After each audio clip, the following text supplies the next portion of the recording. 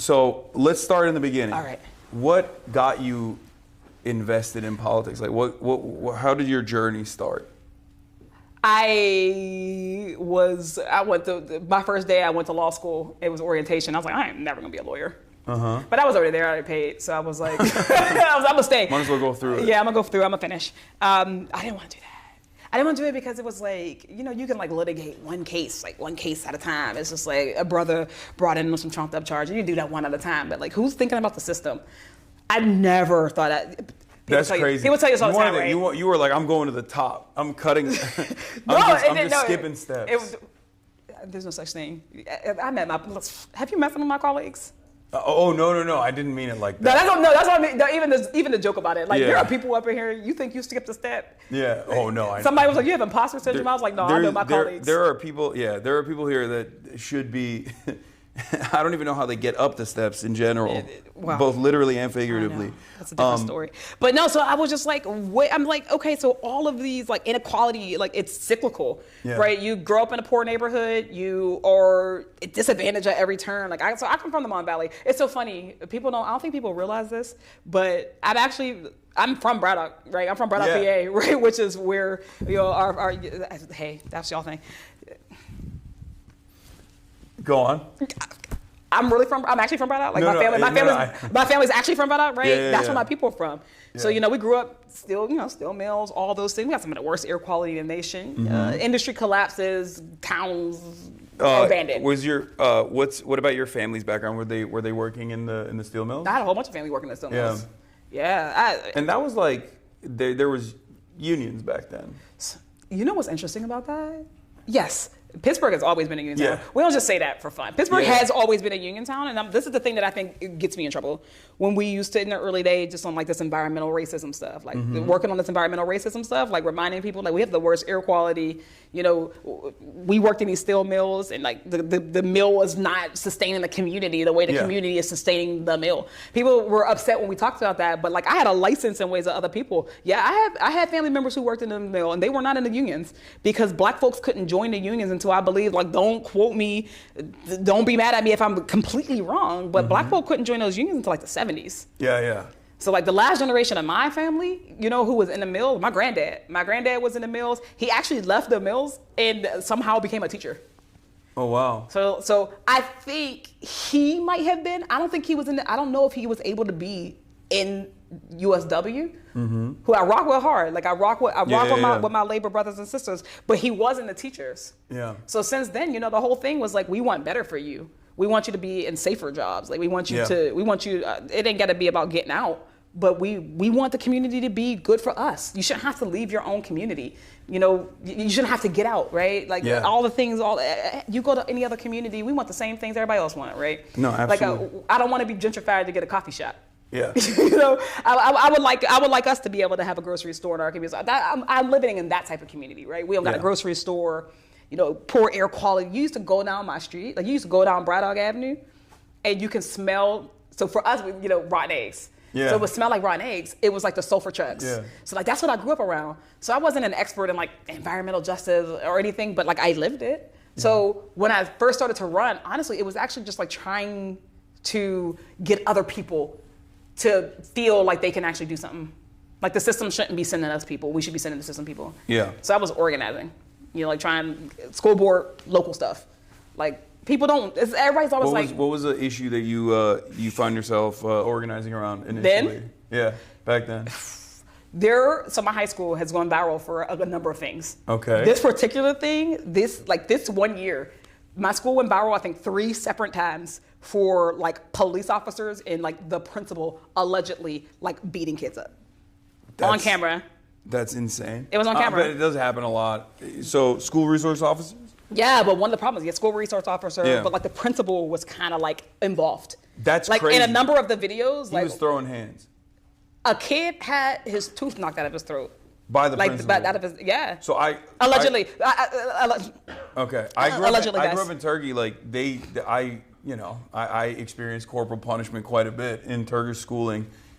This was not corporal punishment. This is like that, but that's beyond that. Like they would do, ear pulling, steel. They would get like a steel ruler. You can still get paddled in the United States. Oh, really? Yeah, like They just have I feel like maybe like 15 states or something. They just have that as a carve out. They're like, we can't let go of this. This is so good. It still exists. It's such a good educational tool. People don't even know. Yeah. Well, I mean, I don't know. Sometimes kids have bad vibes, you know what I mean?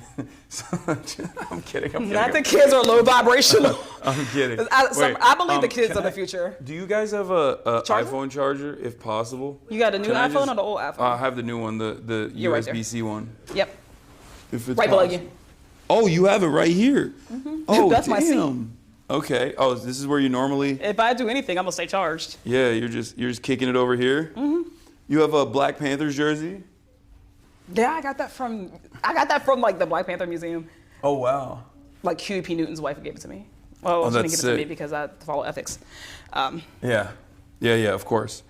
I love that thing. That's such a crazy. That's also kind of a crazy rule for people that don't know. Do you want to explain what that is? Yeah, you're not we can't accept gifts. You can't accept gifts We don't accept gifts. Yeah. People don't give us things. They don't give me things. Unless it's a super PAC, in which case you can do whatever the fuck you want. You can go to like even that's a loophole. Yeah. Even that's a loophole. This is why we want to abolish super PACs. Yes. Peep the sign. We're trying to abolish super PACs. We want everybody to get on board. I can't proselytize right now. They told me, but yeah, no. This is. I think this is one of the biggest issues that we have. Mm-hmm. Obviously, not just from my own race, from all the races. That people shouldn't be able to just like buy their way into the little Oval Office like Elon Musk did. Like just. Yeah, I mean they're just that's cutting out the middleman in some ways too. They've gotten more confident in their brazen corruption because they've been stress testing the system for I'm gonna say decades. Yeah. But this group specifically, since like 2016, everything they do, every like toe they like step over is trying to figure out will people let us do it. Yeah. Will people let us do it? That's why I always say, like, Donald Trump doesn't necessarily get to decide if we have a dictator. Yeah. He don't get to decide. Like, it's not like the Congress doesn't get to decide if we have a dictator. Like, you do. Yeah. So, like, when they step over line, it's like they're flexing on the American people. Yeah. No, they're dabbing on us. Every time. Every day. And every time they get to do it once, and they're like, oh, that worked. Yeah. You know what they do? They go and say, all right, we moved the line. Yeah. We moved the line. So that's what this whole thing has been. Like, I've always said it was you talk about all day. It's an ongoing insurrection. The insurrection has been ongoing. They have been plotting. They've been planning. They've told us. So even like, I get it. A lot of people are like, I don't really rock with the Dems. With the Project 2025 stuff, especially, like they plotted out. They wrote it. And they put it on paper, and they're like, this is what we're gonna do. And then all it takes is for Trump to be like, I don't know what that is. I don't know how to read. And then everyone's like, oh, okay, he said so it's fine. He won't do it. And then he said he was gonna do it. Yeah. They said they were gonna do it. So, honestly, that's why I ran. All of this is a part of why I ran. Right? Yeah. I felt like I could see the trajectory of the country and the Democratic Party. I felt like if I can see inequality and I can see like how it functions at the systems level, if I can see people who aren't apathetic to the party, that was one of the reasons why I really ran. Like they kept saying like all these people are apathetic, they don't care. I'm like, that's just not even true. People absolutely care. Yeah. Sometimes people are hopeless. Yeah. Someday they feel discouraged, or like how many people in communities like mine, like they've seen. The president, Democrats and Republican, they've seen the volleyball game happening forever, and their communities haven't changed. Yeah. Things haven't changed in their life. Their material conditions are only deteriorating year after year. Absolutely. And I think that is a major issue. That's like what I address all the time as far as like the sense of entitlement, it seems that some people hold, Democrats in particular, where they're just like, no, you have to vote for us. We're better than the other guy. And like theoretically is true. In theory, harm reduction is correct, right? It's a correct theory. But it's a terrible way to campaign. It's a bad message. It's a bad message. It's a terrible way to campaign, and it's been an abject failure over and over again. I think that's a key point. It's been a failure. I think that multiple things be true. When I used to knock on doors in my really early days, because that's all we did. Like I knocked doors twice a day, every day. So I did a morning shift, I did an afternoon, I did like an evening shift. I'm hitting people for breakfast and dinner. Mm-hmm. Just talking to voters. And same things all the time. Like, you deserve clean air and water, right? Yeah. We live in the wealthiest nation on earth. Your kids should go to a good school. You shouldn't be paying, property taxes out the wazoo and your kid still is not getting the education they deserve, right? Just stuff like that every day, every single day. But I talk to a lot of non-voters. Yeah. And I think maybe that's what makes me a little bit different. I'm not just saying me personally, me and others like us. That I talk to non-voters as much as I talk to voters. I talk to infrequent voters. I talk to folks who have never been registered in their entire life. Yeah. I have people in my family, right, who they vote when I say go vote for me. They know me. And sometimes I'm certain they're lying to me. Like sometimes they're like, "Summer, yeah, I voted for you." Sure. Like, okay. They didn't go. What am I do? Right? Here comes Summer again. Right. Asking us to go out and register. I had to go and like drive a cousin. I was like, "Girl, I'm gonna drive you to the poll. Like I need this vote." But no, I've talked to these non-voters, and at the end of the day, it is that hopelessness. It's like, well, what's the difference? It doesn't make a difference. And then I talk to your Democratic establishment people, and they're like, well, of course there's a difference. The Supreme Court, right? Roe v. Wade fell because the Senate gets to a point. Yeah. That was a real thing that happened, and I think that the disconnect is that. What I think the Democratic establishment does not understand is that, look, there is something about the system that non-voters, marginalized, disenfranchised people, that they understand about the system that these folks don't understand. Absolutely. And on the other side, there is something that these Democratic establishment people understand about the system that they're not able to fully grasp and understand too, because they are worried about their basic needs. The key is that it's incumbent on us to go and get folks. Yeah. Like we're the ones who are supposed to say, I understand why you're skeptical. I understand how it can be hard for you to prioritize voting when your material conditions are just getting worse. Yeah, what's really interesting is... We stopped doing that. Yeah, oh, absolutely. And it's like, that's the basic principle of democracy, is that voters are supposed to go out and extract concessions or make demands out of their elected representatives in exchange for a vote. And then you sit on this seat of power to make the popular demand known and try to fight for them. And yet, for some weird reason, we're so far removed from that basic principle that even campaigns like Zoran's or campaigns like yours, but Zoran's one's like in New York, so it's very high profile. It's a big time. Yeah. But it's like, it wasn't unique at all. Like, in many ways it was unique because the circumstances are so dire. But what I mean by that is, like, it's not actually that unique to go out, ask a bunch of voters and non-voters, like, what is your major issue? Actually, do you mean talk to voters? Yeah, talk to voters, identify some key problems. I got big theories on why people don't talk to voters. What? Oh, in here? Oh, I would not love even to, just here, right? Just I would love to get into that because that's a major gripe that I have. We'll circle back. But what I'm saying is, like, it's the most basic thing. You go out and you ask people, like, what's your issue? How can I solve it? And then you identify a couple of those issues, and you keep hitting those issues. And of course, lo and behold, all of them revolve around material inequities and financial struggles, affordability, things of that nature. And you just keep hammering out those points. And you win, even when you have hundreds of millions of dollars in corporate interests and numerous different advocacy groups. I'm not going to say even. Together. Let's be real. Zoran had some dollars. He had support. He had help. When a lot of people talk about, oh, why'd you win? Why'd he win? Sometimes because it's a good story. We put the emphasis on the grassroots organizing. Yeah. What did he have? 90,000 volunteers? I don't know if that's a real number. No, he had 50,000. 50,000. He had 50,000 in the primary and then 104,000 in the general. That's wild. Let me tell you who ain't getting that many volunteers. Nobody else. No, on absolutely. God's green earth. Like, not in a district, right? In a non-national campaign. Well, we're trying to fix that. Absolutely. But in a non-national campaign, that's wild. So we put the emphasis on that because we should. Because proportionally, that's us saying, like, the reason why we're here is because of you, right? People put us here, people care. We connected, real connection. And so sometimes people are like, well, you don't need all that money. But it's like, At the end of the day, when your ops can get out anything, say anything about you, and you can't counteract it, it does hurt. It hurts because now you need more. Like you need more volunteers to now go. Now you got to counteract the lie. Yeah. So like the idea that we don't need money, like I would love, and I can't wait. It exists. As the future already exists, it already exists that we live in a world post big money in politics. We live in a world post authoritarian. It exists already, and as we build to it, right, we do have to recognize that, like, actually our people do need to have dollars so they can compete. It's not an evil thing. No, absolutely. We do need to actually run for office. It's not an evil thing. Yeah. We need to wield power. Power is neutral, right? Power is not inherently good or inherently evil. And there are, like, a few people in history who are like, power is to be wielded.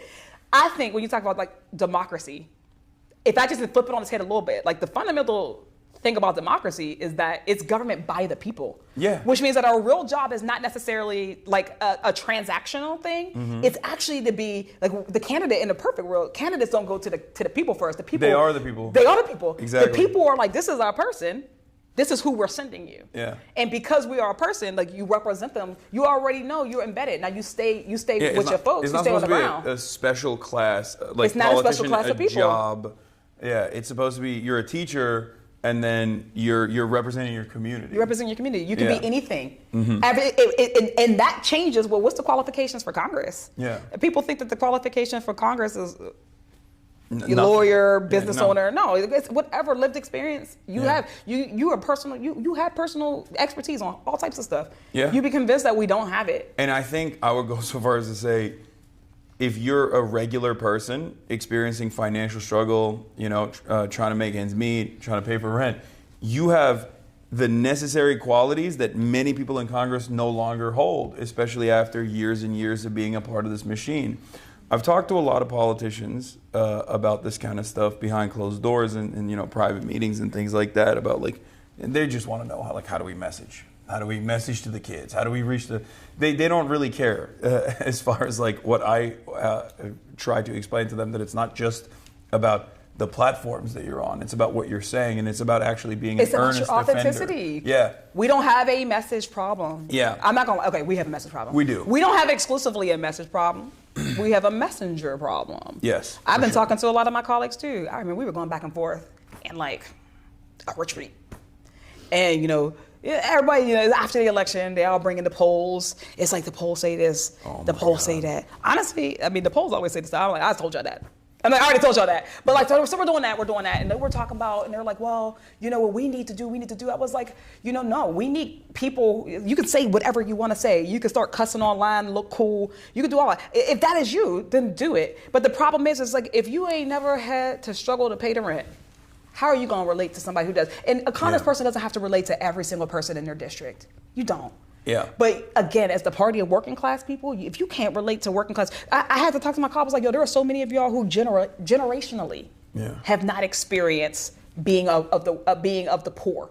Yeah. I think most of us are working class, right? You don't own anything, you don't trade stocks. You're in a working class. You got to work for your living. You're in a working class. But a lot of people lose those roots. They're not there. That's why they're not talking to non-voters anymore. Yeah. That's why you got all these people who are only listening to consultants and hyper attentive voters. Like those voters who are like, I go to caucus. I go to the DNC. What the abundance call the groups. Yeah. They're talking to them all the time. Yeah. But they're not talking to real people. And then when they go and you go to the barber shop and you ain't been to the barber shop in years, you don't know what them brothers down there are dealing with in their real life. So how are you gonna relate to it? And that's the problem. Right now when we're talking about, we got colleagues who, and this is not a shot. We got folks who have been here for longer than I've been alive. Actually, they've been here longer than I've been alive, which means they've known various iterations of the Democratic Party, various iterations of the Republican Party, and now they have officially known a different iteration of the country itself. The country that they've known, that we've known, it does not exist anymore. We are in an authoritarian regime. Yeah. And there are too many people who are nostalgic for a time that will never exist again. Yeah. It cannot exist again. Whenever they say, I want a strong Republican Party, the way things used to be, I'm like, no, I want no Republican Party. I fell out of my chair. I'm like, no, I want. That's like saying I want a responsible plan. What? I want no opposition. I want every. I want a better world. I want every seat to be filled with people who are going to center the working class in their politics, so that we don't have to have this gridlock, this back and forth, within the current structure that exists. But I'm baffled. I remember that.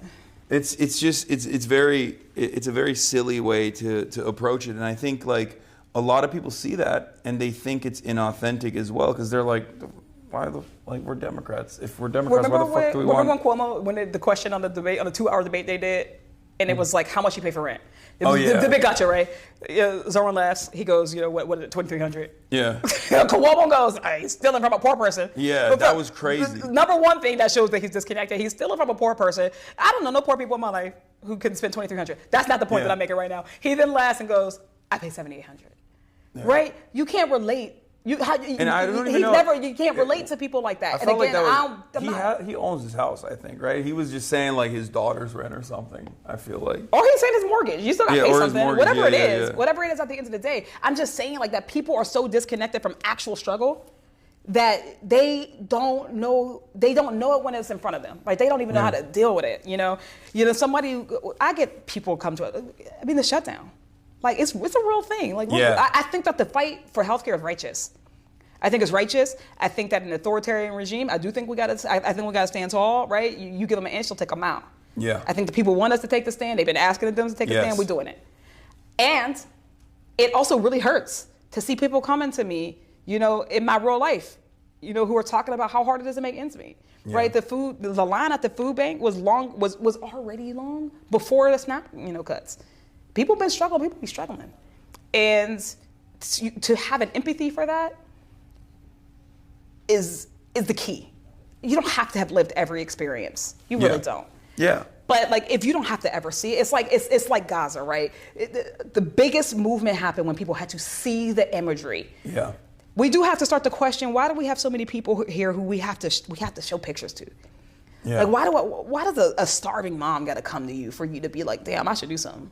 Yeah. Right? Why's it got to be like that? This is the generational divide we are right now. As people are retiring and the next class of folks are coming in, this is an opportunity. We can actually get people who are responsive to the real needs of real people, or we can keep putting in messengers who aren't credible, who are going to keep begging consultants for how to say it right. Yeah. So that's actually, that ties into something I want to talk about as far as like the system, right? One of the things that I hear from very seasoned operatives and people who have been around for a very long time is the notion that like, well, a lot of these guys, they come into Congress and maybe they have like key issues that they care about, but over the years they basically become complacent, or at least like they themselves also lose whatever edge they might have had, because they just go back and forth and there's so much wheeling and dealing with the way that bills are structured, with the way that bills are passed, that they basically they hit neutral and they just kind of exist.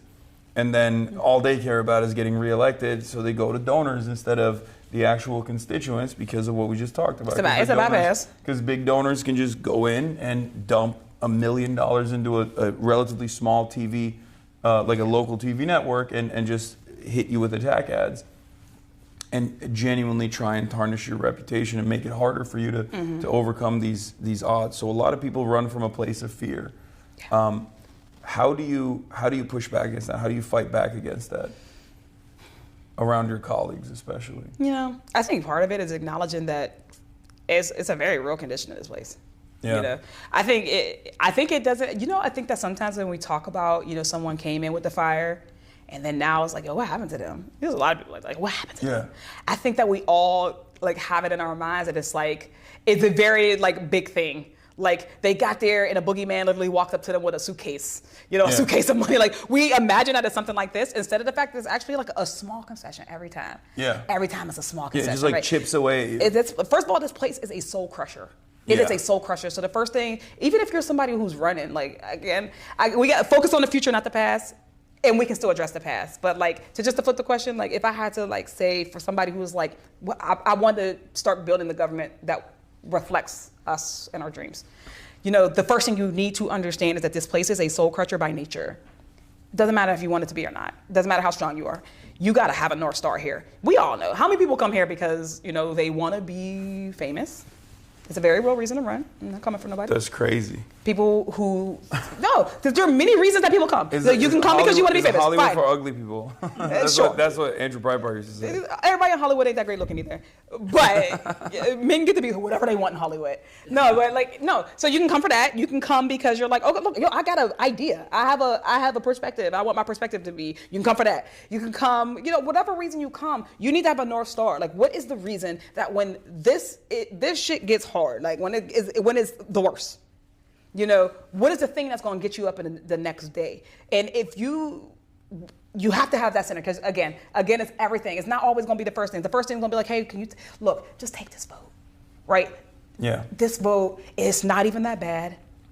It is going to protect you. I remember when I first got in the State House, we run every 2 years. Remember, I first got in the State House. We're doing first day in judiciary. We're doing a big bill, like constitutional amendment. It's been like traveling across the country, state by state by state. And every time someone votes no on it, they like run multi-million-dollar ads on these people. So the first thing that somebody told me, they were like, "Yo, Summer, what about the ad?" Like, they weren't being disingenuous to me. They weren't trying to scare me. They were telling me the reality. Like, what about the ad? It's the reality that we have to think about those things. Yeah. Now, you choose how you react to that. You know the ad can come. You know the ad might exist.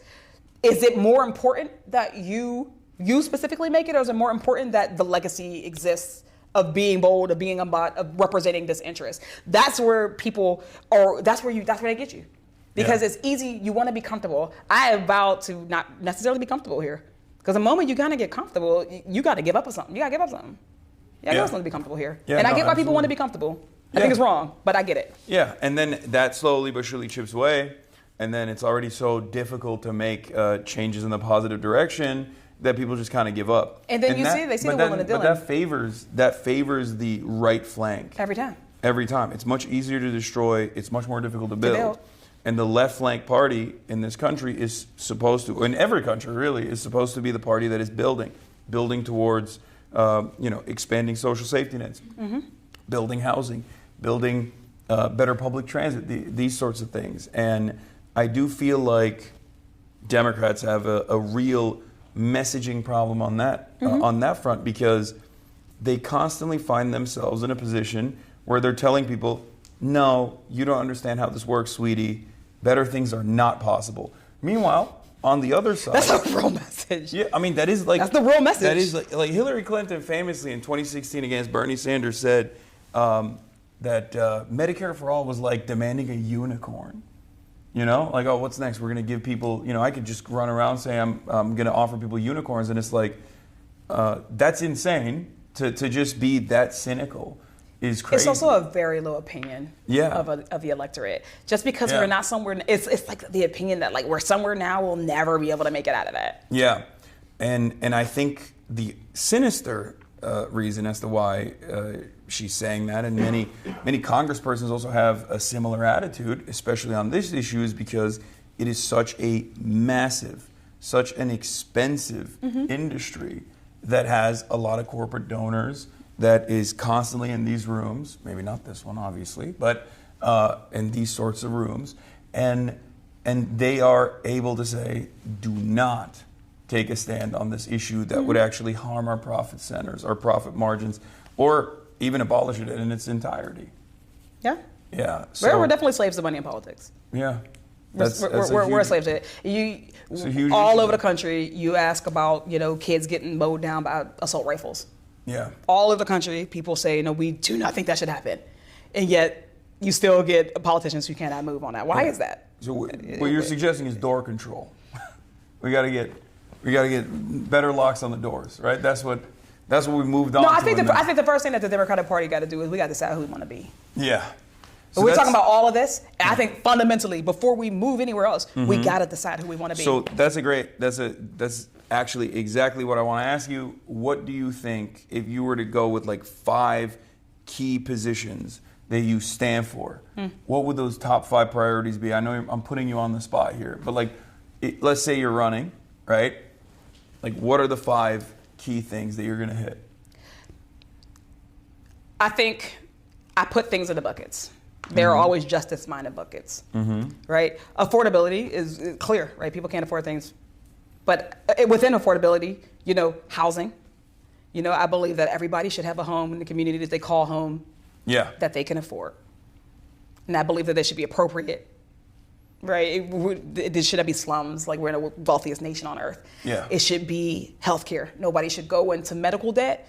People should not die of curable diseases, right? Everybody should have health care in this country. It's education.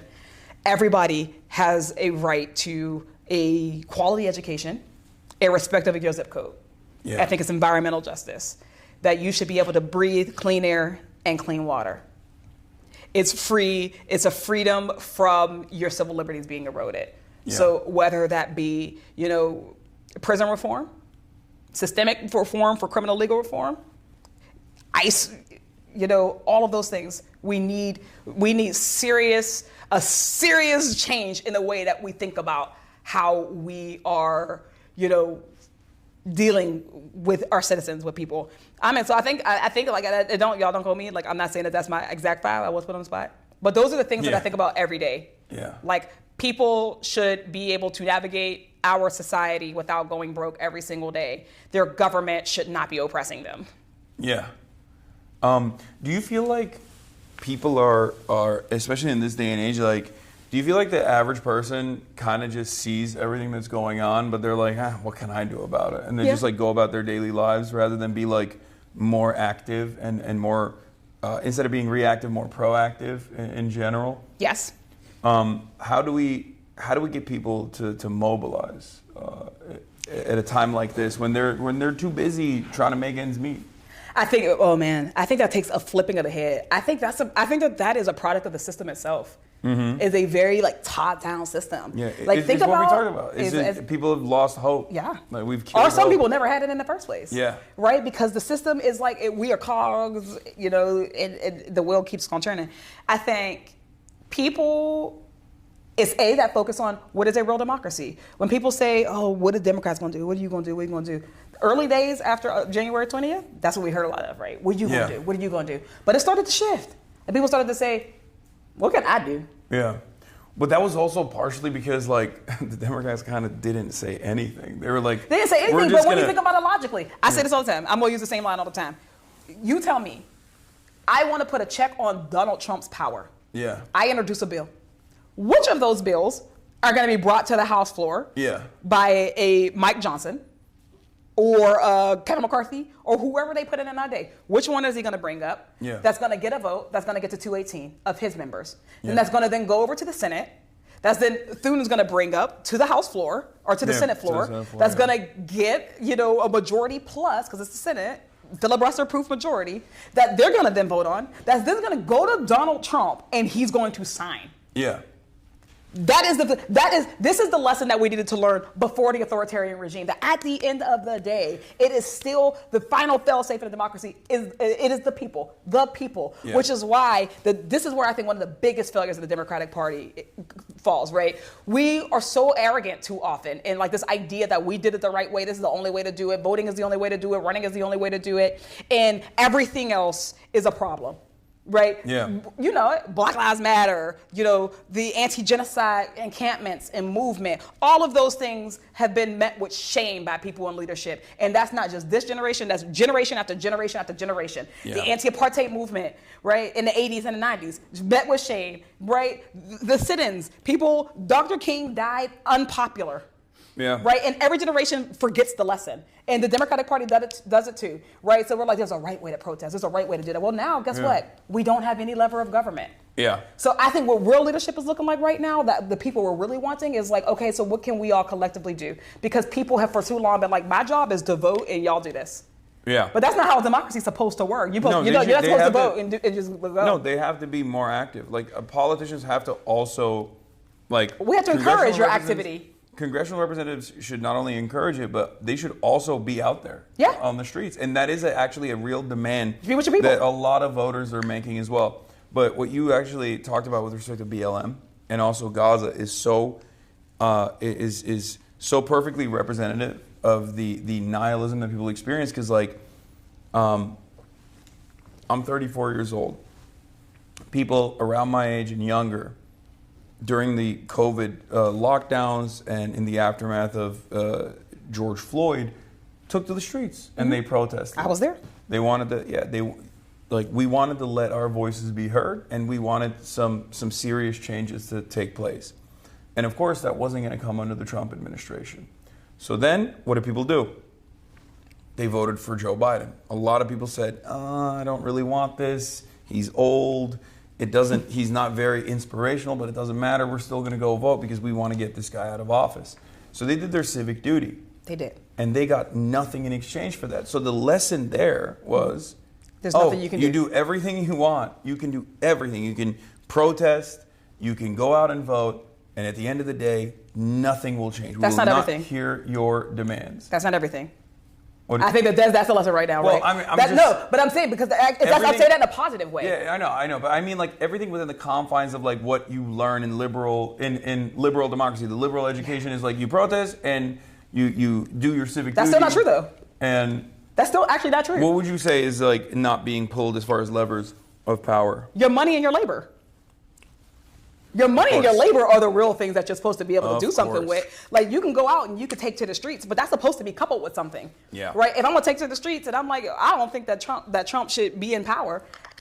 You can't get Trump because he's already the president. What you have to do is you have to target everything around it. So like, why are we giving our money to this, that, and the fourth oligarch? That actually takes sacrifice. The reason why we are where we are is because we've had a country that has afforded us a comfort level that has not made us have to, like really do things that other countries have. We have examples around the world of people who have had to exercise discipline, sacrifice, and real true solidarity. We still don't know what solidarity looks like. Like our labor movement is fighting each other, right? We got the building trades fighting the service industry unions, fighting the federal unions, right? Within movement, we got black working class folks, who feel like they're not heard by white working class folks, right? We actually don't know what solidarity in practice looks like. There are many things that we need to be working on right now that has nothing to do, or not, I'm gonna say nothing, but very little to do with what your government is doing. Yeah. I always say you come correct too, but we all have a role to play here. So when I think about real sacrifice right now against an authoritarian regime, I want to hear like, black folk, for instance, were like, they're going to cut DEI from Target. We're not going to go to Target anymore. And you know what we have to hear every day? Boycotting doesn't work. Yeah. What does it matter? It doesn't matter because I'm one person. The rugged individualism has neutered us. Yeah. It has made us forget where our real power is. It's we the people, not I the person. Yeah. Right? Boycotts do have to be targeted and directional and very issue specific and strategic. And BDS for Palestine has been fairly effective in this regard. Obviously, there's a long way to go there. And it comes with other things. It comes with your messaging. Yeah. It comes with building the narrative. It comes with putting pressure on your elected officials. Yeah. Then you see them as tools. Each thing is one tool. It's not the only one. But you're absolutely right, obviously. Labor militancy has been completely destroyed in this country. Mm-hmm. Labor unions are somewhat corporate captured or barely even exercise their biggest leverage of power, which is work stoppages, when it comes to even contract renegotiations usually. And sometimes it's literally illegal to do so. Because it feels like sometimes it's illegal. Yeah. Sometimes it feels like a nuclear option. Yeah. Right? Sometimes it's like, am I going to step out on a limb and is anybody going to catch me? In Pittsburgh, we actually have the longest strike in the nation right now. We have the longest running strike. They're at 3 years, our Post-Gazette workers. And for 3 years, they've been on the picket line. And one after another, folks gab, they do what they do. But also, politicians started to real quietly start to talk, to the newspaper. They started to real quietly, some of them might not be as explicit. I've seen many Democrats cross the picket line there. One Democrat crossed a state line and then a picket line to talk mess on me in the Scab newspaper, right? That's so like crazy. when we think about the discipline there, so they've been doing this for 3 years. How do you think they feel?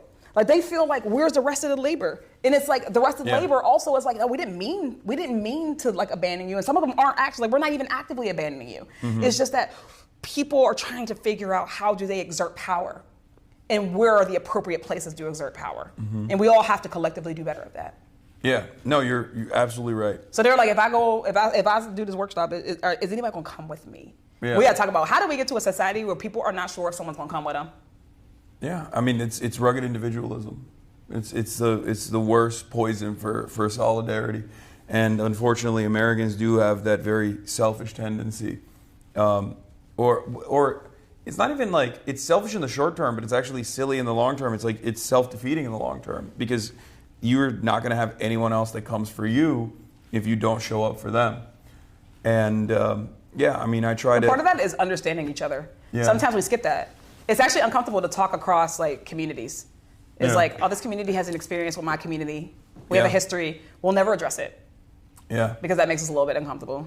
Yeah. And I think that's the same with labor. I think that's the same with politics. Yeah. This is a time that's calling for that. It's calling for introspection from all of us. We can all point our fingers right now. After November, whatever that date was, all of us could have learned a lesson. Yeah. The left, the middle, we all had a lesson. It's easier though to say, did you learn your lesson? So that's what the establishment does. They're like, the left didn't learn. What did they get out of it?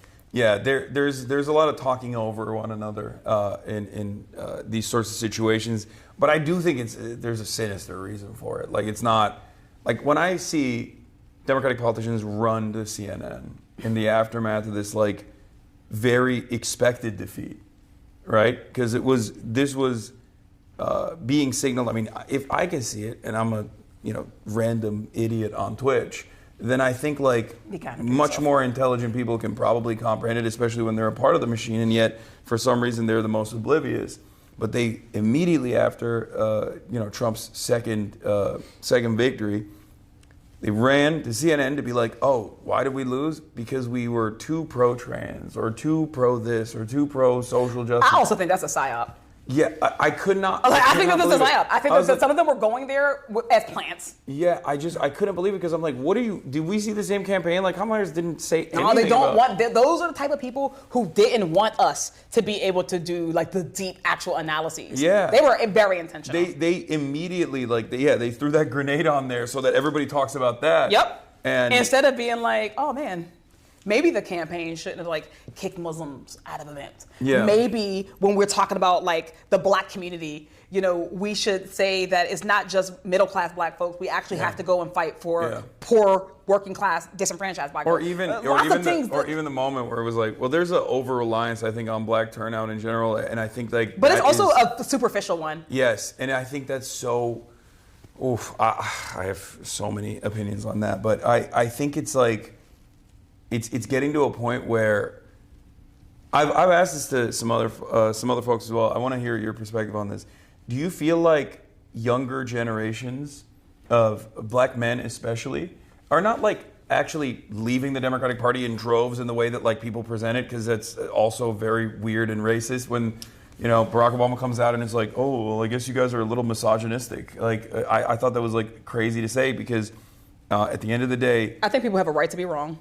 Well, I think that was wrong, right? Yeah, he had a right to be wrong. Black people still overwhelmingly like it's crazy to me when we're looking at like black people and how much they deviate away from the Democratic Party when the margins of deviation are so minuscule in comparison to like the Hispanic voting bloc or the white voting bloc in general, which is always swinging in the direction of Trump. I think that fundamentally a lot of people don't understand the black community.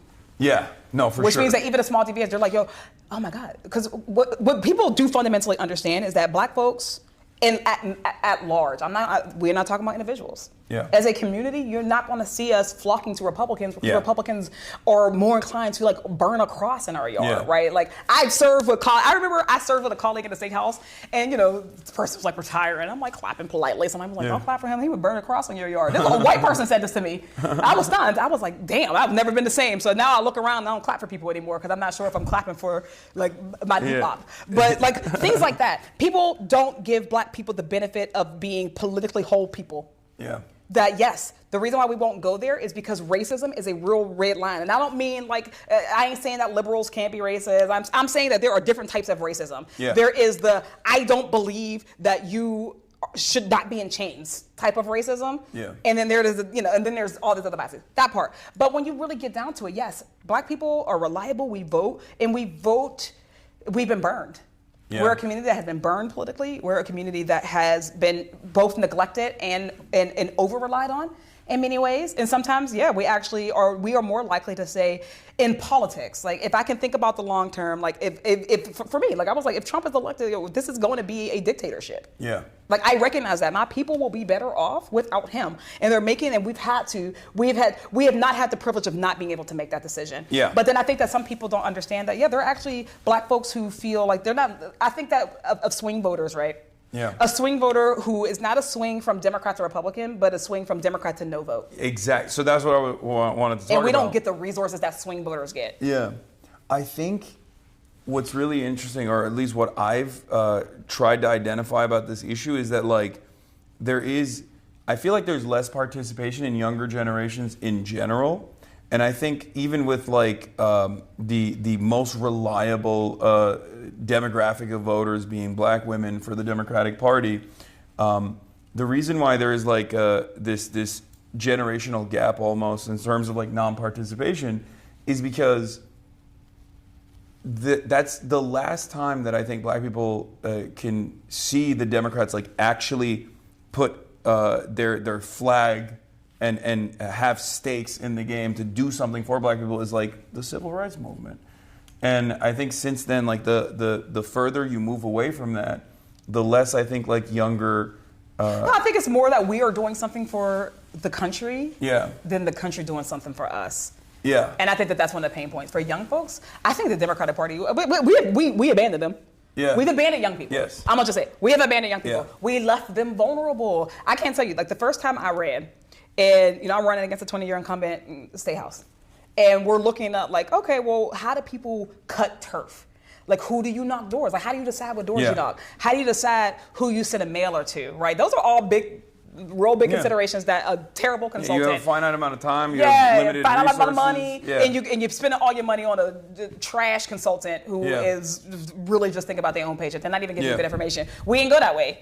We were like, okay, well, I'm black. The last time that black voters came out en masse was for Barack Obama. Mm-hmm. So when we're cutting the universe, instead of being like, Democrats love the term super voter, right? Our universe is always of super voters, right? So I'm going to give a mailer to the people who have voted in 4 primaries in a row. I'm going to, those are the only people who are going to be targeted for digital ads. Those are the only people who are going to be targeted for door knocks, if they even door knock, leaving people. So then we blame the people who we didn't even go and ask to vote for us for not voting. We do that with young people. So when we ran the first time, we put on anybody who was a new voter who was 18, because I was younger then, right? We put young people in our universe. You're still young. For this, please.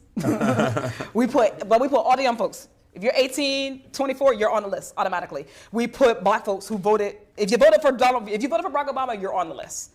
And just by doing that, by knocking on those doors, talking to young people, talking to non-voters, I talked to people who had not voted in a primary in forever. But I didn't blame like, why didn't you vote in your primaries? Yeah. Why would you? My 20-year incumbent didn't even have an opponent. For 8 of those years, for like the last 8 years. So what does it matter if they vote? I didn't go in there with those preconceived notions, but we knocked. We double turnout. I think that sometimes there are people, Democrats got 3 masters. You know how sometimes I said you can't serve 2 masters? Yeah. We're trying to serve 3 masters at once, right? Are we going to be the party of working class people, or are we going to be the party of corporations? And are we going to be the party of democracy, or are we going to be the party of incumbency? Yeah. You can't do both. And the enemy of incumbency sometimes is an educated electorate. The more people you talk to, the more likely they are to be like, shit, I don't like that. So now they've grown a fear of talking to people. So now we got all these young people who we were like, oh, they're flaky. You know how hard it is to get an on-campus organizing done? Like, we're like, hey, can we get some money to talk to our college kids? And they're like, that's not a reliable source. They don't vote. So we're just going to leave it. This is the inside baseball I wanted to hear, because this is like I see it. I mean, I go to campuses, and these are some of the most like primed potential voters. Yeah, but it also takes a little bit of expertise. You got to know how to talk to people. Yeah, you can't be the person who's just like, vote no matter how. Yeah. And then when they say, nah, I ain't voting, now you snapping on them. No, you actually got to have, it's a surgery. Exactly. Right, it's surgery. And that is it's just like met with revulsion and disdain. People are like, why the fuck would I do that? This is crazy. Especially after, if they had participated and voted and then they didn't see anything in return for that. And then those volunteers, their mind are blown, and they're like, oh my God, why don't you see the system the way I do? Comfortable, liberal, wealthy person. Because if you got time to volunteer, you probably got a couple dollars, right? You live in a whole different existence, and you don't understand why this disenfranchised young person maybe doesn't see the system the way you do. So if you are not ready to take the time to actually explore their interests, explore their perspectives and worldviews, and then help them to connect the dots, then you're not the best person to go out. And I don't mean that just on those young people's doors or on that campus. You also shouldn't be out on our super voter doors, because we're trying to make believers of everybody. We're trying to make everybody get on the same program. It's like, you know how people are like, poor, kids of color deserve teachers of color. I'm like, white people deserve teachers of color. We should all have, cool diversity, whatever. I don't think that they should be on any doors. People need to be trained better. But to get them to go there. So now we're talking about, why is Turning Point? Why are these kids getting red pilled? Yeah. Well, you left them in the internet with no direction, no instruction, and they're finding out a different world by themselves, because the internet is a world, and they're navigating that world by themselves. Well, you know who went into that world? The right wing. Yeah. And they also have a shit ton of money back in it too. Big money. Because that's the other side of the story. Because they invested though. Call it an investment. Yeah. We got money on the Democratic side. Yeah. I don't know what they're spending it on, to be honest. It's not down ballot. Yeah. It wasn't historically judges. Yeah. It's just, that you're absolutely right. There is this like media infrastructure that they've designed. They also pluck talent. Like Charlie Kirk himself, he became a nationally relevant figure because he wrote an essay in high school for his like high school newspaper about some hypothetical black woman that took his slot at West Point, which is bullshit. It wasn't even, he just made it up, right? But they were like, that's exactly the kind of young racist mind that we need. and they, very quickly, that essay was on Breitbart, and then a week later he was on Fox News. Again, incumbency versus the future. Yeah. How are we going to invest in a 90-year-old at the same time that we're investing in a charismatic 18-year-old? Yeah. We're still wagging our finger at the charismatic 18-year-old. I have met like brilliant kids, brilliant young people. They're far more worldly. I'm not even just saying it to like blow smoke.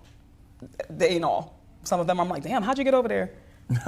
I'm like, damn, because listen, Gen Z is voting for Republicans. We didn't think that, we didn't think it was possible. We got there because we didn't think it was possible, so we left them vulnerable. We left young people vulnerable. Yeah. We left them vulnerable to disinformation. We left them vulnerable to people who came. Like, sometimes people just want to know that someone cares. Like, you ain't never knocked on my door, so you must not care about me. Yeah. You've not come to my college campus, so you must not care. And also, even from a top line issue, like, if you're not speaking to any of their problems, anything they care about, or in the world that they know, or any time you do speak on issues, it's like incremental, or like going back to Kamala. It's not. What do you think is what? Let me tell you. Yeah, going back to Kamala Harris, like there is this unprecedented affordability crisis taking place. Americans experienced negative real wage growth for a year and a half under the Biden administration. That's gonna people are gonna punish you for that, like no matter what, right? They experience that. They're gonna be like, oh, I am seeing that this is the administration that's responsible for it. They've seen capitalism not work for them. Yeah. The alternative to that is it cannot be, we're going to give you $50,000 in tax credits if you start up a small business. Because that's not a solution. It's not a systemic one. Yeah, and it's also... That's a Band-Aid. But not only is it a Band-Aid, but it's also not an all-encompassing policy vision. Like there are so many, like people keep forgetting that we've diluted class in our political culture so much that people forget that like the working class is the overwhelming majority of voters. Yes. It's not corporate interests. Indisputably. It's not people that are, there's a lot of small business owners, sure, but like many of them are still owned and operated, so they're still working to a certain degree. Like, and they still. If your paycheck cuts off. Yeah. and you have no more money source, you are a working class American. Yes, exactly. Welcome. Unless you're making more money from capital accumulation, where your money is making the money for you, you're still technically working class working American. Class. Yes, you're on the working class side, and you have working class needs. Same with renting versus home ownership. There is a higher percentage of home ownership than most Americans would assume. For sure. Obviously, that's different in big cities and whatnot.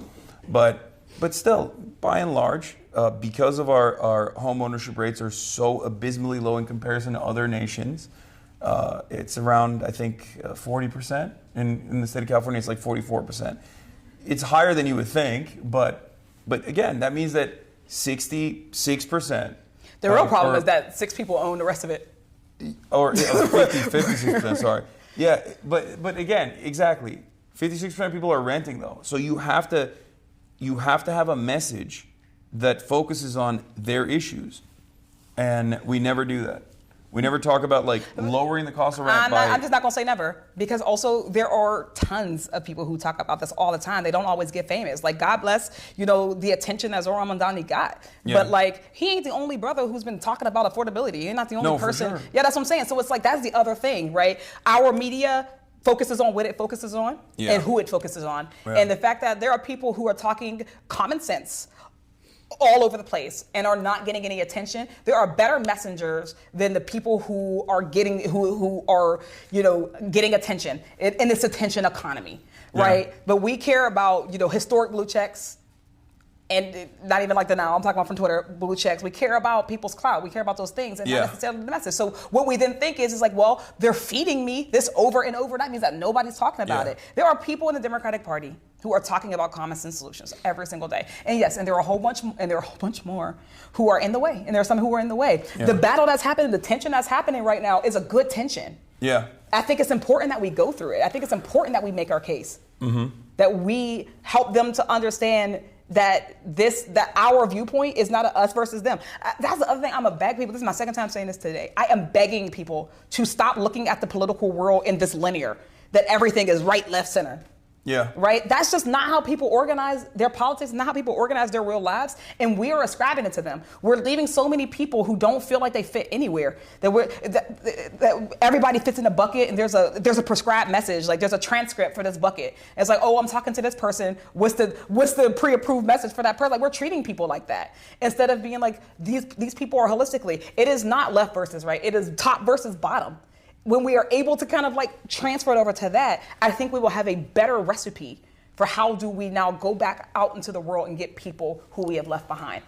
How do you think the Democrats change their branding? We have to change the guard. Yeah, because like right now, the reality of the matter is, if you ask an average person, their attitude is like, politics doesn't work for me. I don't know why I should vote for either party over one party over the other. And the way that people define the Democratic Party, unfortunately, is by whatever the Republicans say about them. Yeah.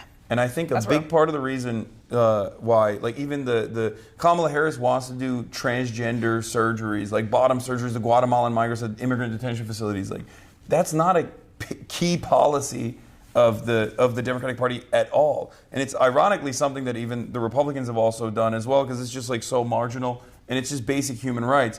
But the reason why the reason why they made it so prescient and so front-facing is because there weren't other things that she was fighting for that people could associate with the campaign. Part of that, but mostly, we continue to give a huge pass to the media. Yeah. Like for sure. The idea that the media does not have a responsibility. Again, the cornerstone of a democracy is education. Yes. And if the media is not there to educate people on what's real, then we don't have a good democracy. I mean, they're doing it right now with the Venezuela stuff. They've been doing it for a really long time. They do. I mean, yeah, they do it all the time. I know. This is my main gripe. And that is also just the treatment of Democrats versus Republicans in the media. I think that the media they understand how they operate in a democracy. Theoretically, they do not know how they operate in a failing democracy. And we are in a failing democracy right now. Yeah. Which means that their role has to be different. The ability to fact check, the ability to get and disseminate good information in a world of disinformation.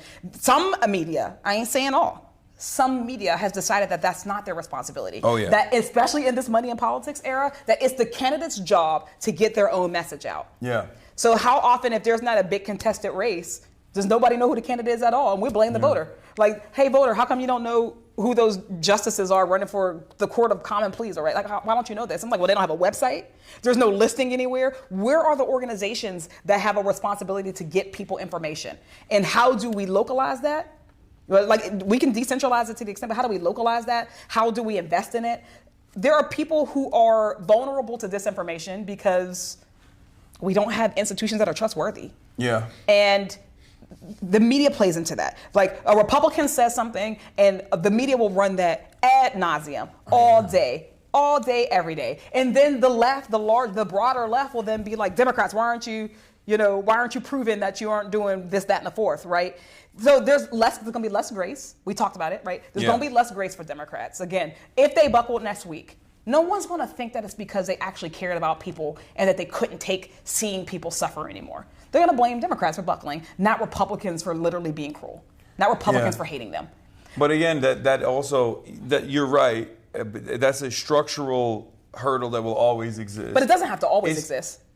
I think that's the thing we got to change. How do we change the Democrats' branding? That's one of the things. With the way that the system is designed, like if you are trying to do right by people, you're always going to have that structural hurdle because, like I said, so then we're asking for pain. It's much easier, but that's why you need real believers that are real fighters, so that they can actually white knuckle through it and grit their the day we teeth got and still- 435 fighters in Congress, that is a unicorn. That is that, no, I but I get what understand, you're saying. but that's what it is. It's kind of like, it's the same thing as like when people are like, oh well, this candidate.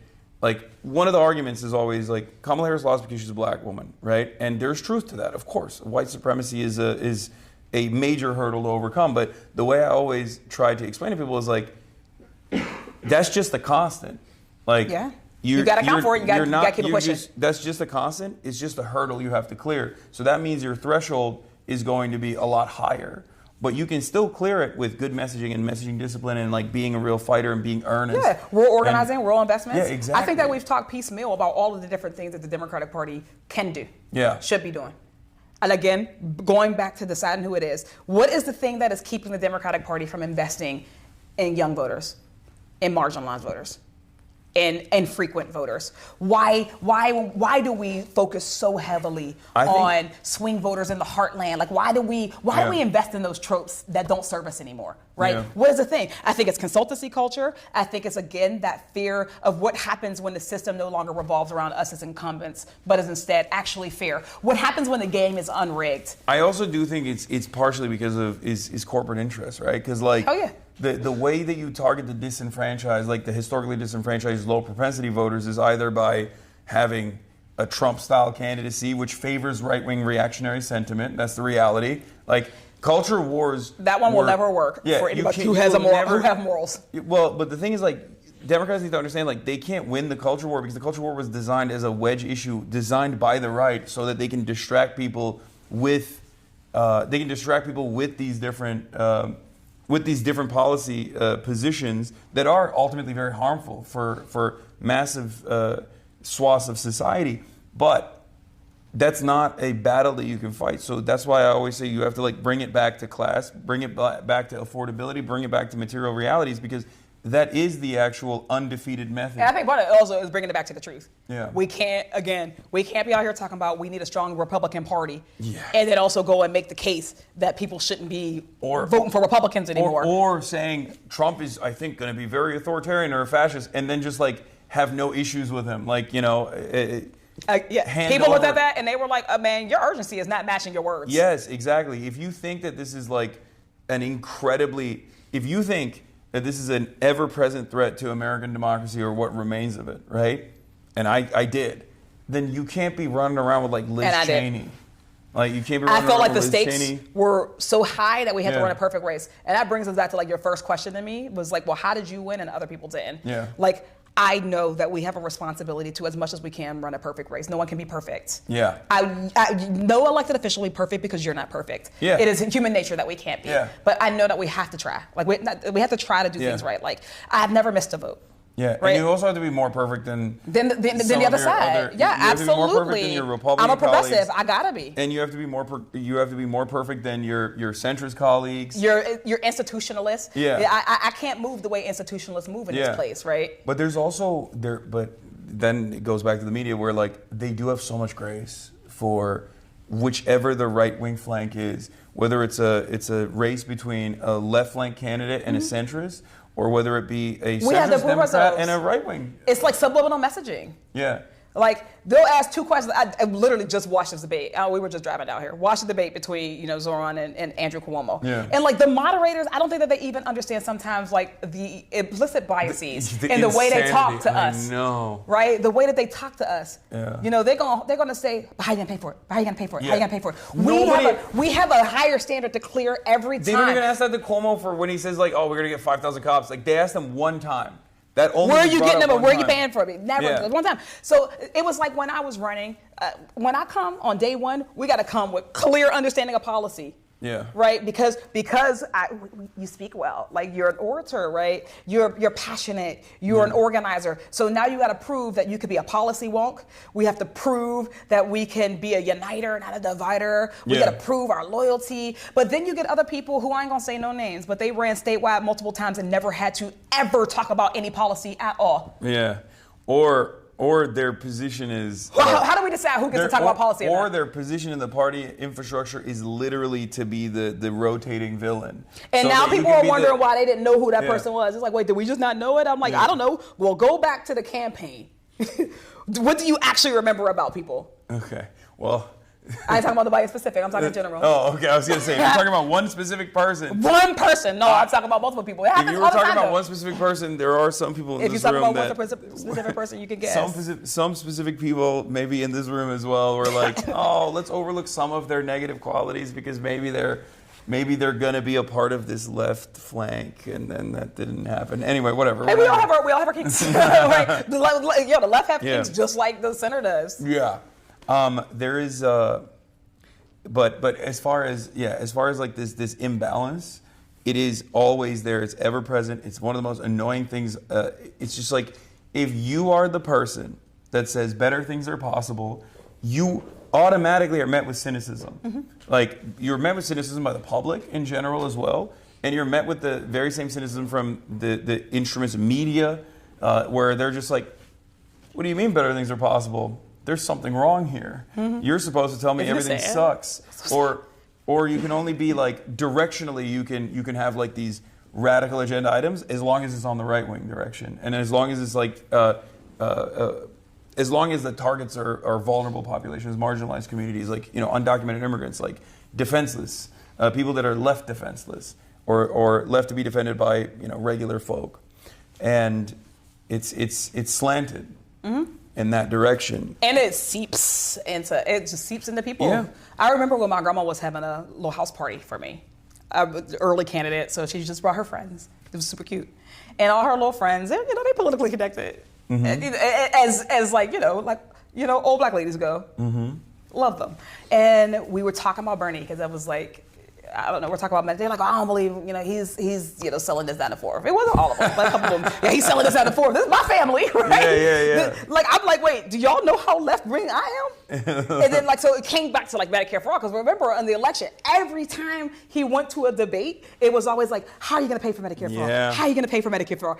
Every time. And what that does, it just, programs people to think about it. So now we ask it. So now I got my black elders, my aunties and uncles, asking me, how's he going to pay for Medicare for all? I was like, you already have Medicare. Yeah, that's true. You already have Medicare. That's the craziest thing, because it's always people that already have Medicare that are like, wait a minute, this program might not work. It's like, well, you're a recipient. But but funny enough, it was actually easy to cut through it. Yeah. So when we talked about it, I was like, tell me what you want in the world. That's how I started. Tell me what the world is mm-hmm. that you believe you want to leave for your kids. Yeah. And you let them talk, and it's like, oh, well, I think that, yeah, of course I don't want my kids to have diabetes and not be able to afford insulin, right? We talk about that. It's like, well, what's stopping us from having it?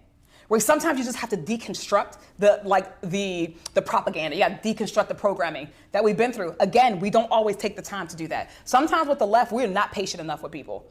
Right? We, just like it's easier to tear something down than to build something, it's easier to create an opt-out than an opt-in. Yeah. The reality is that we need more people. Yeah. We need people to believe. We need people to drink the Kool-Aid, as it were, which means that we have to explain. Sometimes we think we don't got to do no explaining. I was like, I wanted them people to leave voting for Bernie Sanders, right? So I was like, I got to explain to them why they deserve Medicare for all, why they deserve a living wage, right? Yes, they deserve to be in their retirement, not living on a fixed income. Too many seniors are like, I live on a fixed income, and that's just the reality of things in America. So it's like, when I talk to people, it's like they have been trained to limit. The older you get, people say, oh, you get more conservative the older you get. That's not what's happening.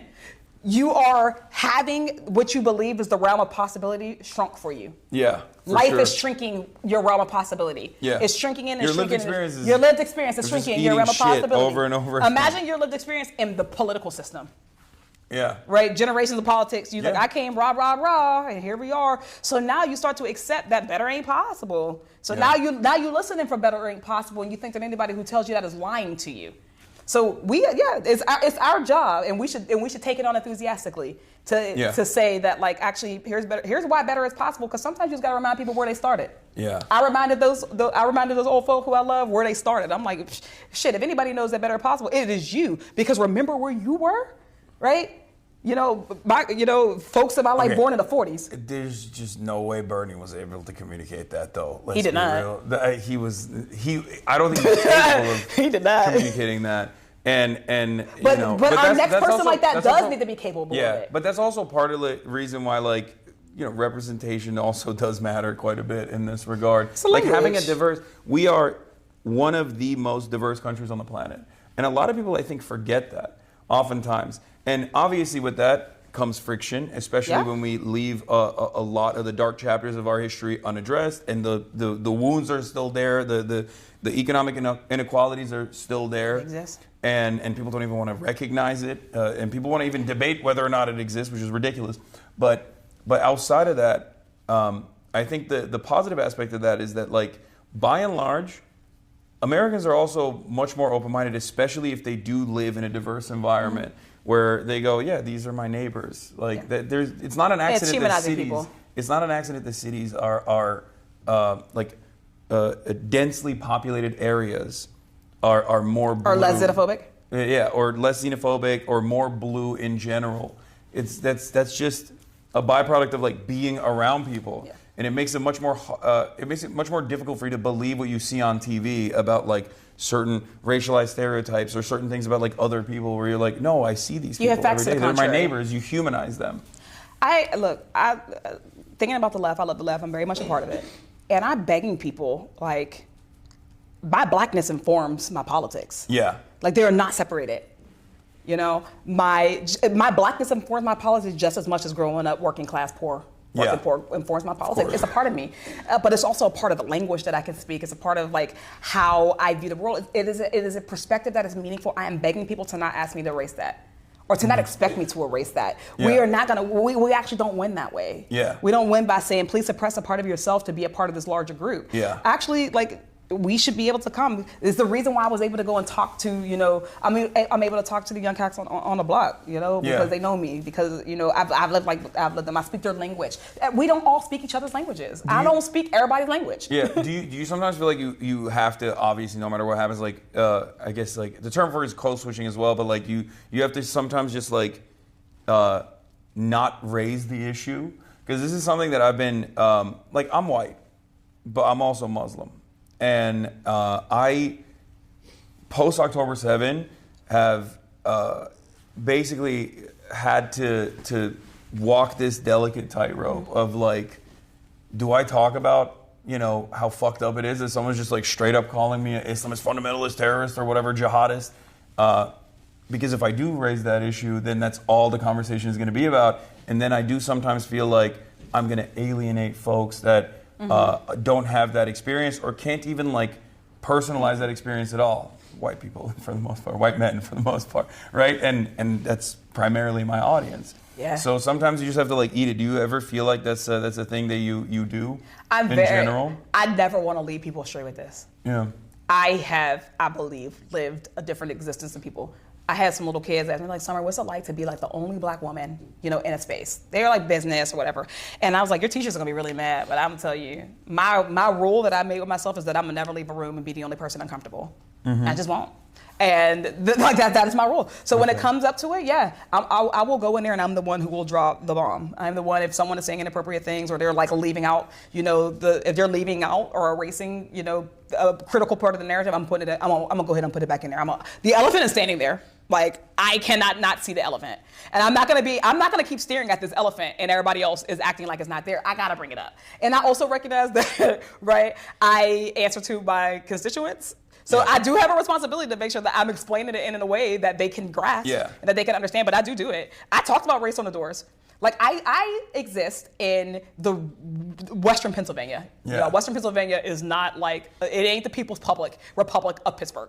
People think it is because I represent it, but it ain't. Yeah. It is a majority white district. Yeah. It's also a majority suburban district. Yeah. Like, the city of Pittsburgh, I have all the city of Pittsburgh. It is less than half of my district. I go into actual, like, exurban rural communities. So I represent, like, communities that were literally designed around white flight. Absolutely. And beyond. And even beyond. Like, I represent them once and then beyond. Yeah. Like, I represent, areas that had not gone blue for quite a while. They're Trump areas. Like, I got to go through Trump flags to get to people in my districts.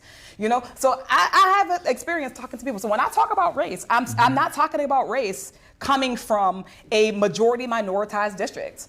I'm not.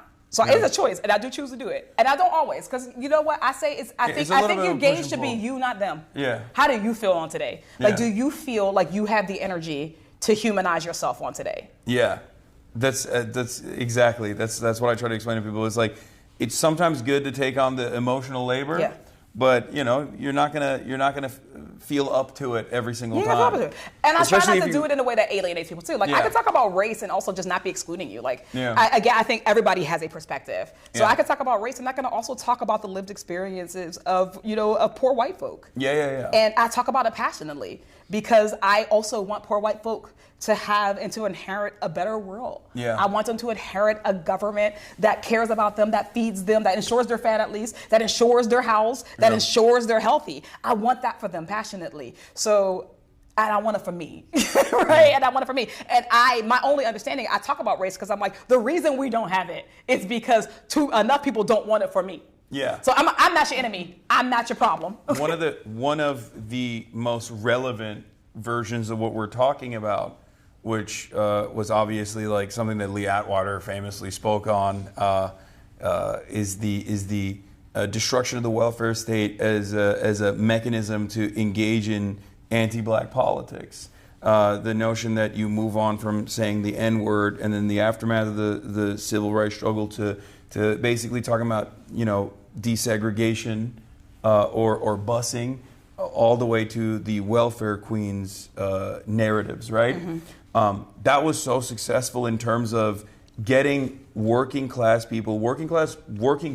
people in white communities to get on board to abhor something. Yeah, with the destruction of a welfare structure that it was actually beneficial for them as well. And then, of course, the same with affirmative action, signed by Bill Clinton, a Democrat as well. But yeah, exactly, affirmative action too. And now we're seeing that happening with the shutdown and the SNAP benefits that were taken away from 42 million Americans. And have you seen the crazy stuff that's going on the internet, like with the AI videos?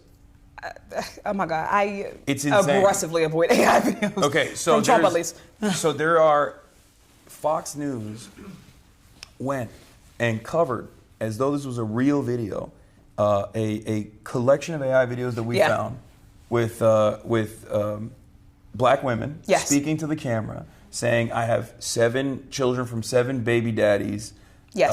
And the taxpayer needs to foot the bill. The notion of like irresponsible and entitled about and angry, and they. Like, I could not believe it that they were just like using AI videos. I absolutely can believe it. Well, I mean, I can believe it too, but like, it's still fucked up. Do I believe that they will use racial animus to their end? But also, when you said that 42 million people are cut from SNAP benefits, and also farmers. Yeah. Because again, when we talk about the other what SNAP actually does is a subsidy. It is a subsidy to groceries, to small business, to farmers. It is helping two people. It is helping two groups at once. Right, working class people, but the reason why your government is giving it out is because it's also helping industry. Yeah, it's helping the economy. And also it spurs the economy. Grocery stores. Yes. Yeah, every dollar spent on SNAP. So Trump is willing to bite all of our noses off. Yeah. To spite his face. And I cannot believe it because like the conversation obviously that's taking place right now is over, offering additional or continuing subsidies for ACA, so tens of millions of Americans can continue being on health care. To go to the doctor. Yeah, to be able to go to the doctor. And the Republican... To not get a $1,000 MRI. The Republican retort to that was, oh yeah, you guys want health care for people to continue, even though it's already super costly and that needs to be fixed?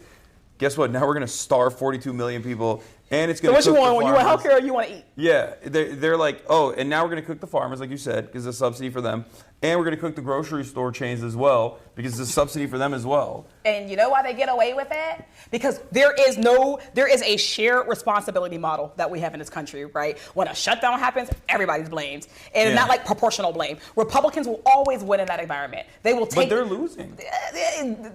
They're losing right now. When we're out of the authoritarian regime, that's the loss. That's the only loss that matters for me. But like right now, what they are betting on, I'm not saying that they won't lose this time. What they are betting on is that when this is all said and done, they're going to get to share responsibility with the Democrats. Because there's always going to be a CNN anchor who says, well, Democrats didn't sign the bill to pay for SNAP. They're always going to say that instead of like, you guys are political commentators. You know what was in the bill. Yeah. You know what the bill did. Yeah. It's easier to tell that. So it's like, so now there's a shared model of responsibility. So instead of every day, somebody's news anchor who is telling the truth, it is not partisan to go on TV and say that Donald Trump and Republicans want you to choose between health care and food. Yeah. It's not partisan to say that. That's just the truth. Just the truth. That's just That's what they literally want the right truth. now. Do you want to starve or do you want to go to the doctor? You want to starve or you want some Tylenol? Right? That's just the truth. And they have convinced themselves that bipartisan means that they have to they will dig if they can to find some blame to put on the other side. And in that model, Republicans get to win. I ain't saying that the win is necessarily like you win a majority. They get to survive another day. Yeah. Because they don't ever have to take responsibility. Yeah. We need to pin them on responsibility. When we get out of here, it needs to be clear that they were willing to starve millions of people. I will push back here though a little Go bit. ahead. Okay. I do think I ain't that saying the Democrats don't do nothing. I do think that it is. We go back to the same like pre-existing hurdles that always is going to exist. We can't change. No, yes, we can. No, I'm saying like, but in the current confines of like how this works, the media is always The going limit to do does that. not exist. You never saw Mean Girls? No, but no, I didn't. But what I'm trying to say is, it is upon the existing National Democratic Party to have competent voices. Yes. To go out and speak on it, and even do what you just did. This is a yes here. and. Yeah, of course. But what I mean is like what you just did. They should do on CNN. I think that also drives. And then clicks. the anchor is going to close, and then he's Yeah. going to go back and say, Democrats didn't vote to open the government. But That's what they go through every time. But Republicans do that. But Republicans do that. I ain't talking about Republicans. I'm talking about the anchor, like No, the media. I know, but the Republicans have done that so successfully that like I think there are lessons to learn from the way that they operate, especially not being afraid to be adversarial with mainstream media. I agree with that. And of course, it's much better if you have like a very big outlet that is uncompromisingly pro-Democratic Party, which the Democrats don't really have. I guess you have MSNBC, but it's nothing in Not even comparison to a Fox little bit. News. Yeah, it's nowhere near as successful as Fox News, and also MSNBC, entirely comprised of former Bush era mouthpieces. That's the other crazy situation here. But basically, like, you do need to go out and fight. You do need to go on TV and be like, no, fuck that. This is wrong. This is what the Republicans are doing. And I don't think there's enough of that happening with this current talent pool that we have. There are people like yourself. There are young and vibrant, dynamic candidates. There are young and there are candidates who come from a working class background. There are politicians who want to fight and center the working class in their issues, in their messaging, and there are people who want to fight, but unfortunately, I think like there are impediments, large internal ones. Yeah, the large section of Democrats that are the most visible, like the leadership of the party, they're not doing it. So we got to choose right now. So back to like, what will the Democratic Party be? Will it be? We have to choose. Even the Republicans relied on this at the end of the day. They became who they are because they were steered that way. Yeah. The Democratic Party will only survive and we will only be victorious if we exist in coalitions and new coalitions. The elected officials themselves is a small piece. It has to actually, I'm not going to say it has to, like the importance of it or at least the emphasis on it has to be counterbalanced. We are actually strongest when our electeds are reflective of our actual leaders, our movement leaders, our labor leaders, our media, our people. We have to, our job should be getting those folks and moving in a direction. But we will be successful when people are like, I actually feel a stake in this. The reason why the Democratic Party is dying, it's not a healthy party. The Democratic Party is not healthy. Yeah, no. And it is not healthy because we're not being honest. We are not being honest. People do not feel that this is the place to build. Yeah. They don't feel like this is the place that they want to make a home. And if we can't build a home here, the Republican Party ain't getting weaker. And I don't even care about the Republican Party. The right is not getting weaker. The fascist right, the white nationalist Christian folk are not getting. They're so successful that they start infighting. Like ironically enough, they're infighting and still have not destroyed each other yet. Yeah, exactly. Because there's always the unifying principle of deregulation. Like a deregulatory agenda and a tax cuts for the wealthy agenda is always going to be their North Star. And I don't think the Democrats have that same North Star in the opposite direction. And they're trying to not even create a North Star. Yes, and that's what's so frustrating. And that's what we go back to, which is like, if you are not defined by your values, if you are not definable by like easily identifiable, tangible policy line items that people can always go back to, because this is the one thing that like Bernie did very well. Mm-hmm. You always know that's why he blew up. He is for healthcare for all. He's for free college. No matter what you throw his way, he's always going to stand on that. Yeah. Right? Sometimes maybe he engages in what my friends like to call vulgar Bernieism and go back and forth on, immigration, things like that. But like those are the definable traits of Bernie Sanders. Those are the definable policies of Bernie Sanders. And if the Democrats also had a similar system, I think that it would be much easier for them to get this message across. Yes, it would be. When we get that, the day that we get that will be the day that the two-party duopoly no longer exists. Yeah, no, for sure. And that's just what it is. Yeah, it'll be that day. I'm fine with letting the establishment Democrats be the right flank, like the marginal right flank in the one-party system that we have, Chinese government style. That's why I say our victory comes from coalition. Yeah. Yeah. We need a coalition style. We need a coalition style situation here because again, we're not the same. I am not the same as the most right-wing Democrats, in the sense that sometimes I'm not sure if our interests are going. I don't think we're going in the same direction. No, it's not. No, that's you're absolutely right, and that is the major problem with the Democratic Party is that they want to present themselves aesthetically as though they're on our side. When they're campaigning, they want to act like they're on our side. They want to act like they're also invested in moving the country in a certain direction.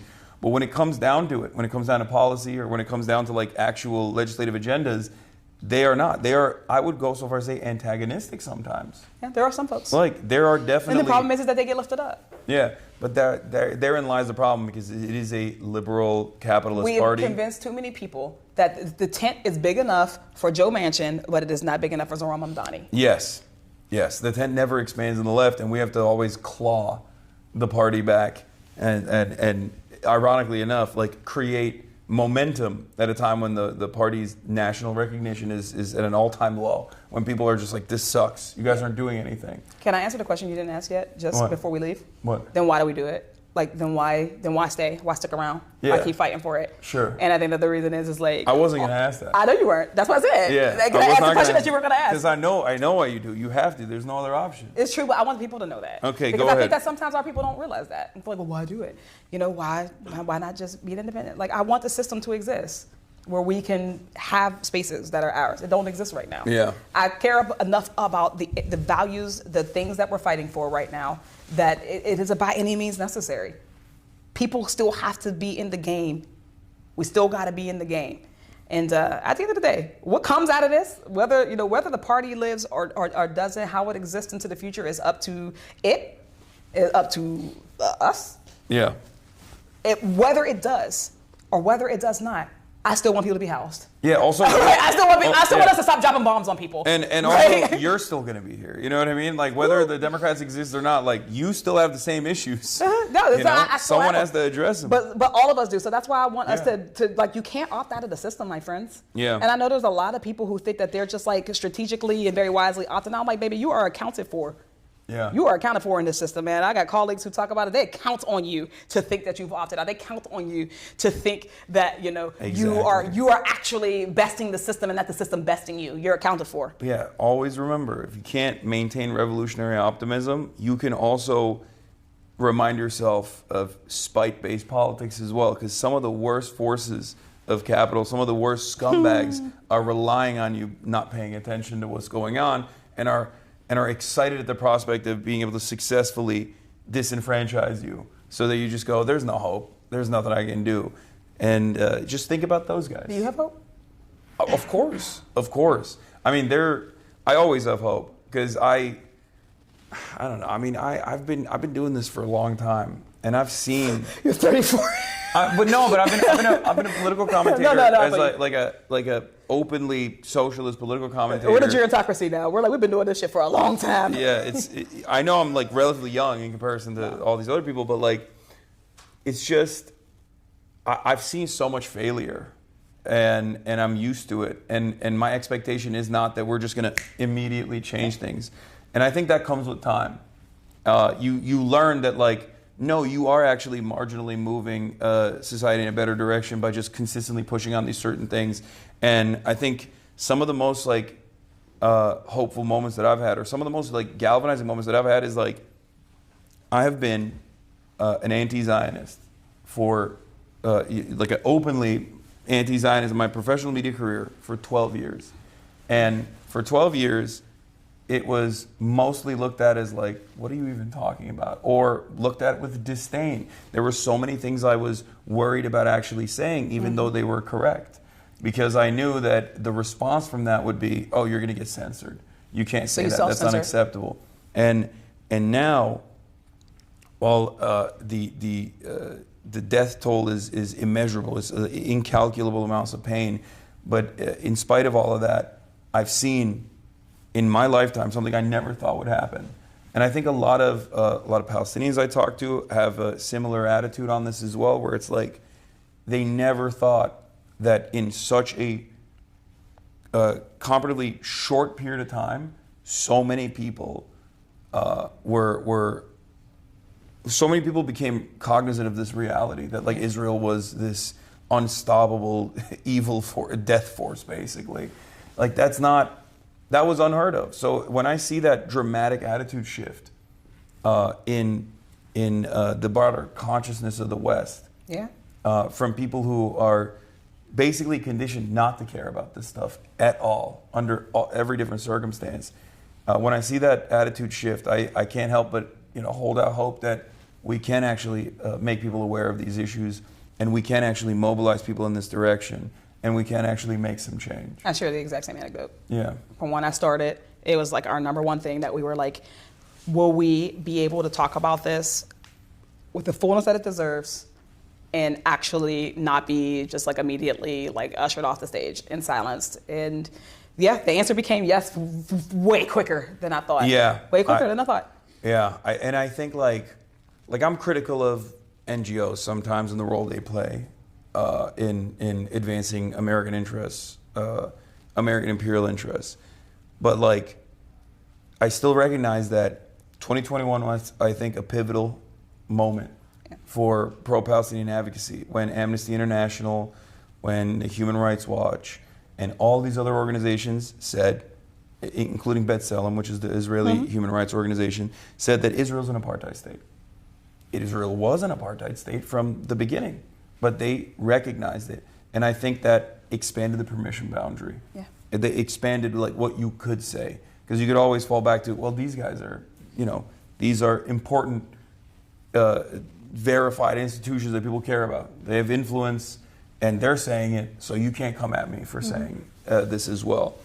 And slowly but surely now, it gives protection so that when someone goes out alone, they know that they're no longer going alone. Yes, and then obviously in the last 2 years, the media environment is rapidly shifted as well, and a lot of the mainstream institutions that refused to accurately assess the situation or to speak on it, speak on the death and destruction with real terms, and consistently tried to contextualize this violence and why it had to happen and collateralize Palestinian lives, they were met with a lot of enmity. People forced them to stop doing that. Yeah, people were like, no, this is fucking bullshit. People like, are not unpowerful. Yeah, exactly. So that's exactly what is exactly what gives me hope, is that we do have a lot of power.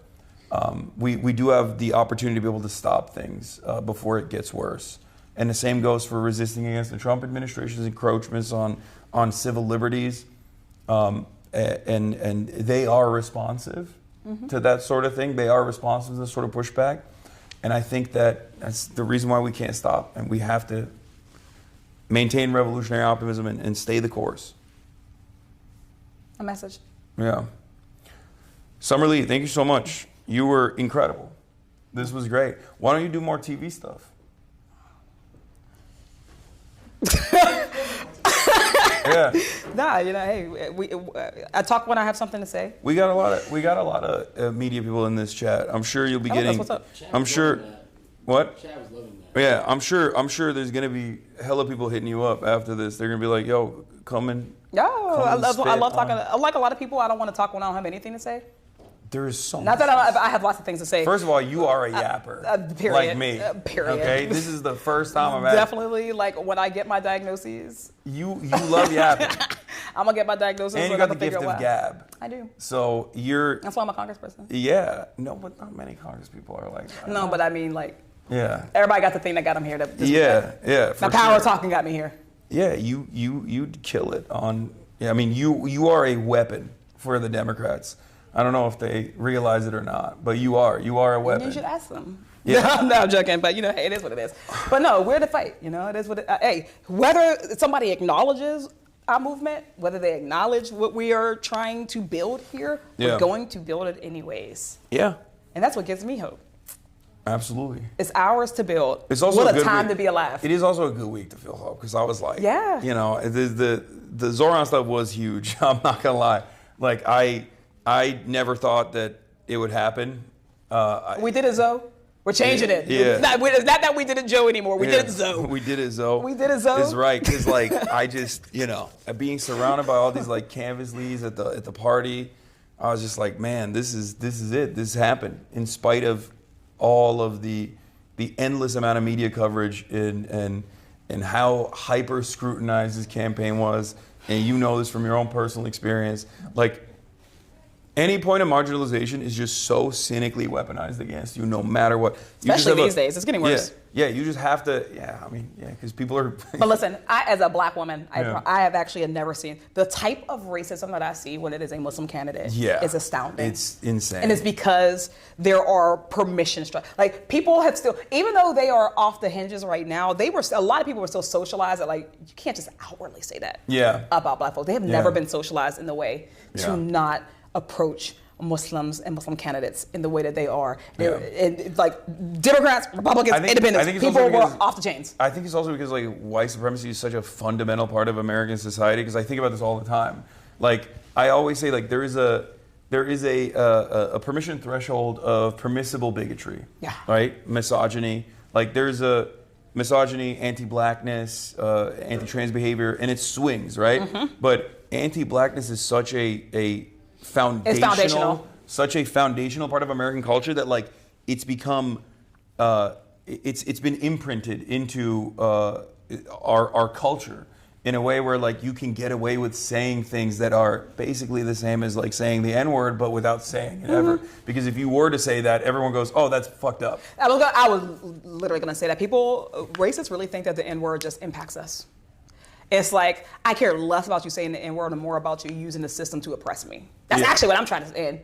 That's something that I try Neither here nor there. Don't say it to me. Well, people also... Don't say it to a black person either. No. White people think it's just a mean word. That's the problem. They don't understand that like it's just... our problem is actually the history behind it, right? It's not like... Oh, well, you can say cracker, but I can't say the N-word. It's like, well, there's no... You can also eat a cracker. Like, what are we talking about here? There's no systematic oppression or continued oppression associated with, like, anti-whiteness on the virtue of whiteness. This is why it's not the same. But, it's very difficult to explain that to people. But, yeah. All right, well, I don't want to take more of your time. I hope that your Capitol tour lived up. The Capitol. Yes. No, this is dope. You guys have higher ceilings than I thought you would. Cannon has higher ceilings than this. Yeah. Wait, really? Yeah. Oh.